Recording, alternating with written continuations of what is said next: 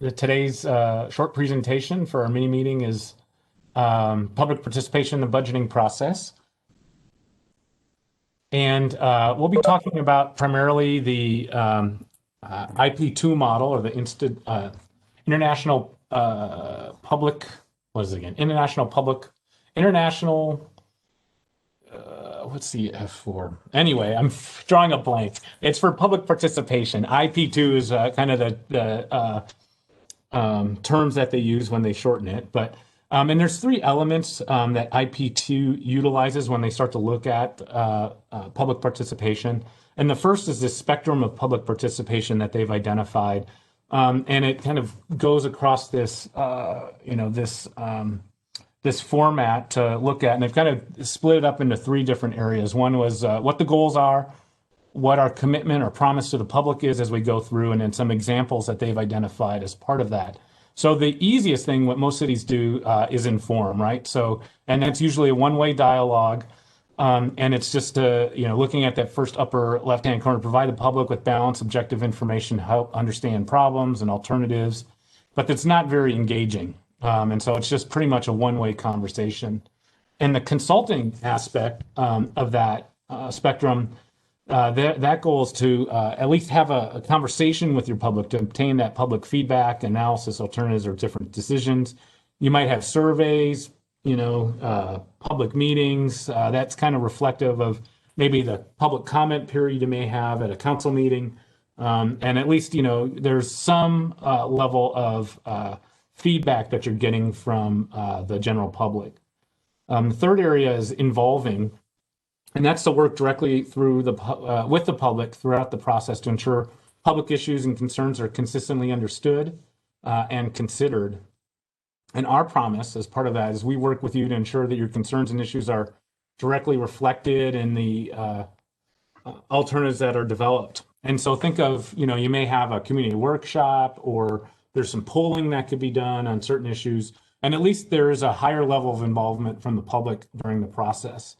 And then as we continue along the scale, collaboration is, for those organizations that are pretty engaged with the public, is where a lot of them end up being, because there's still, some level of control being utilized by the government agency. But collaboration, partnering with the public in each aspect of decision-making, including development of alternatives, and identification of the preferred solution. And they'll look, for direct advice and innovation, formulating solutions, and then incorporate that advice during the process. So Assistant Advisory Committee, for example, and that's, we had one of those in Renton, as well as Issaquah, and that's, usually your budget committee or your budget commission that may look at or review the budget and then kind of issue a report, to the administration on their perspective. So there's some collaboration within that, but it's usually a much smaller group. And then lastly is this aspect of empowerment at the furthest end. So it's essentially taking the final decision-making process and giving it to the public to enable them to implement whatever the policy or issue is. To decide that, and then the city will go ahead and commit to implementing that. So think of like a ballot initiative. That would be an example where you've empowered the public to make a decision on a certain topic. And we'll go through one of my examples here in a little bit where we did that specifically around a program. The third element for there it is, International Association of Public Participation. I couldn't remember what the A was. The second element that they've identified are core values for public participation, and they've agreed to these 7 as the core values. And the critical component of having those core values is that it creates expectations for the public in terms of what you're going to deliver and then how you're going to act. And also that transparency enables the development of trust with the public. So these were the 7 core values that they identified. Generally, 1, it's based on belief those are affected by a decision have a right to be involved in that decision-making process. That participation, you commit to including the promise that their contribution will influence a decision. It involves and promotes sustainable decisions by incorporating the needs of the public. We seek out and facilitate the involvement of those potentially affected by or interested in the decision. You're seeking input from participants during that process. And you show that information and that participation is actually meaningful. And lastly, the IAP2 has developed a code of ethics within that process. And these are the various elements of that code of ethics that we commit to as we start to go, if you adopt the IAP2 model. And there's various items: the purpose, what the role of the practitioner is, how you build trust, you defining the public roles, openness that's involved with that, and access to the process. And they're all in here. You'll have a copy of this available to you, so I don't have to just read it to you. You guys can do that. But that's kind of reflective of the code of ethics that they have. Additionally, the pandemic has been having a fairly significant impact on the techniques and ability to do in-person citizen engagement as part of the process. And here's a couple of online platforms. We're seeing more and more of those that are available. And actually, as typical with some of these things, we're starting to see some consolidation in that industry or partnerships. So Bang the Table and Balancing Act, for example, have engaged into a partnership that they're kind of doing co-marketing. And it makes some sense since it works together. So these platforms are available, annually for subscription. And I didn't go into a lot of detail, but I've provided links at the back of the report. The Balancing Act, for example, is essentially a way for any citizen to utilize the platform that essentially identifies the types of taxes that you have as a municipality, and then how it's generally how it's generally used. And you're able to put in these 4 factors that generate kind of a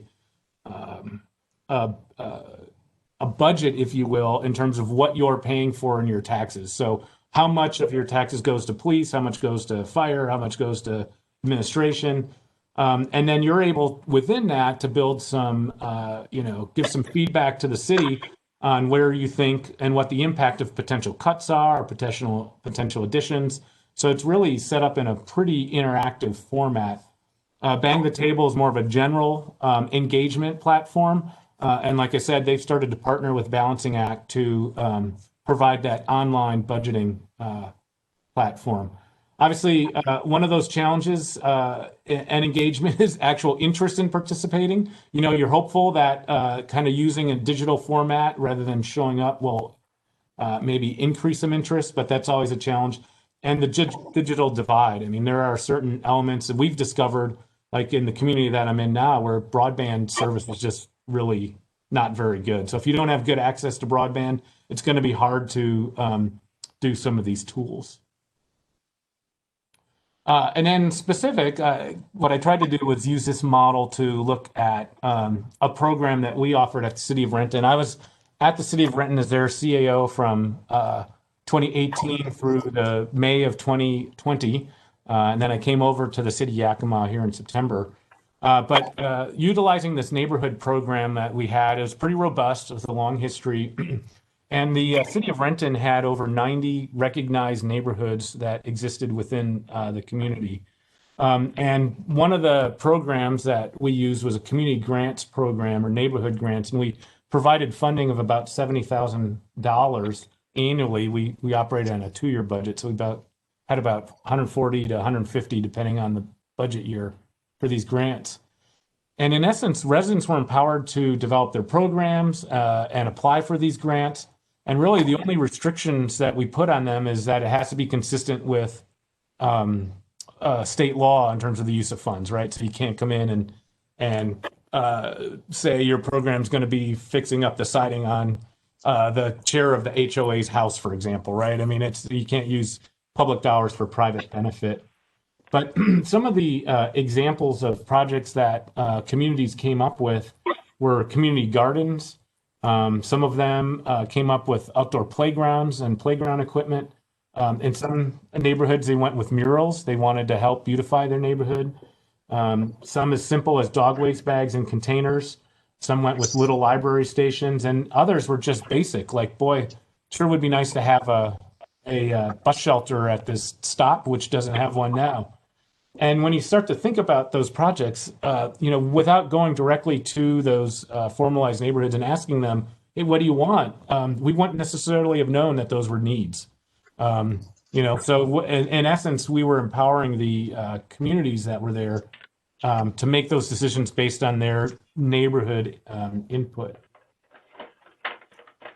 So using that filter, the IP2 filter, to this program, one, we found that in general, we were pretty empowering. We gave the neighborhoods that opportunity to really decide how to utilize the funds that we were going to provide.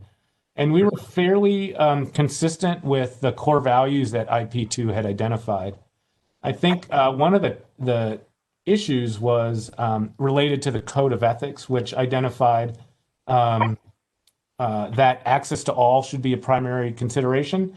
And that has been one of the big challenges. If you can see on this map, the boundaries of the city are that kind of red dashed line or dotted line that's within that. And then the recognized neighborhoods are those that are shaded. And what you see are real gaps, right? In the fact that not the whole city was organized. Now, some of this was commercial areas that obviously wouldn't have neighborhoods because there really aren't people living in them. But where a lot of those missing pieces were communities of color. And Renton was a majority minority community. And we had over 100 languages that were spoken within our community from people who've relocated there. And so that was really one of the challenges that we had was, what do we do about those non-organized neighborhoods? Because structurally, we've now set up an exclusion in our program, right? Because you had to be an organized neighborhood to be able to get access to these funds. And so that was one of those issues is, we're not necessarily hitting all the neighborhoods that we'd like to hit. And so they're just not a participant in the program.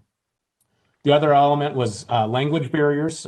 So to be able to provide those services in a way that may meet some of those host languages or, because we had a large population of immigrants to our community as well, was a challenge. And the other element is lack of trust. We've talked in the past about the need to build some community engagement infrastructure within your community. There's no way, at least you won't be successful, just walking into a neighborhood and saying, here we go, we're going to do some citizen engagement when they don't know you, they don't know, they haven't had any participation or relationship built with you over time. And so there's some work that needs to be done there. And one of the things that we found, we had a very low participation rate in the 2010 census. And so one of the goals that we did earlier this year was the development of trusted messengers. So we went out into neighborhoods and identified people that were community leaders that weren't necessarily in these kind of more structured neighborhood settings, and started to build a network of trusted messengers that, the people who live in that community obviously trust. That may be the grocery store owner, it may be the pastor at one of the churches, but the use of those trusted messengers, we thought could be kind of the opportunity to start to build more formalized neighborhoods within those areas that don't have, kind of a formal structure within them. And lastly, these were the resources that we identified. If you end up going back, you can kind of click to those resources. So, for example, the Balancing Act platform. If you're interested in more information, there's some there. There's probably another 50 or 100 platforms that are out there for use in citizen engagement. It's just that these two were selected because I'm the most familiar with them kind of going forward.